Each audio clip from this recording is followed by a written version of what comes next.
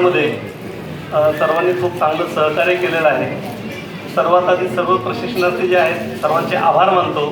खूप आपलेपणानं इथं बोलतं झालो आम्ही. तसं पाहिलं तर आम्ही सेकंडरीचे टीचर आहोत माध्यमिक विभागातले.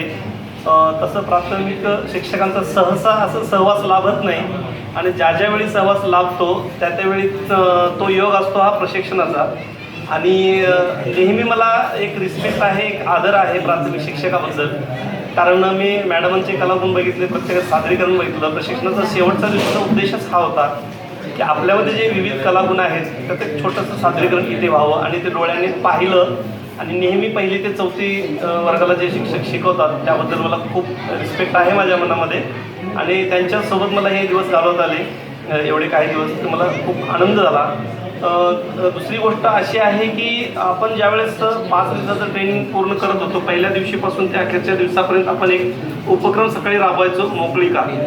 त्या मोकळीका जर तुम्ही काळजीपूर्वक केअरफुली सिरियसली जर बघितला असेल तर त्यातला जो केंद्रबिंदू होता तर त्याच्यामध्ये एकच होता, प्रत्येक खेळ होते ते प्रत्येक खेळ बौद्धिक कौशल्य विकसित करण्याचे होते.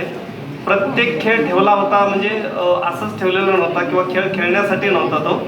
त्याच्यावरून अप्रत्यक्षरित्या आपल्याला काहीतरी शिकायचं होतं, ते तुम्हाला शिकता आलं.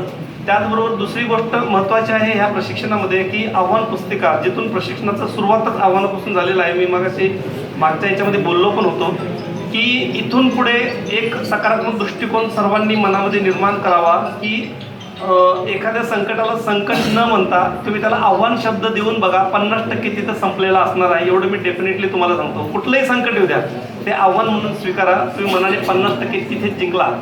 ठीक आहे. सगळ्यांनी सहकार्य केलं त्याबद्दल धन्यवाद. थांबतो.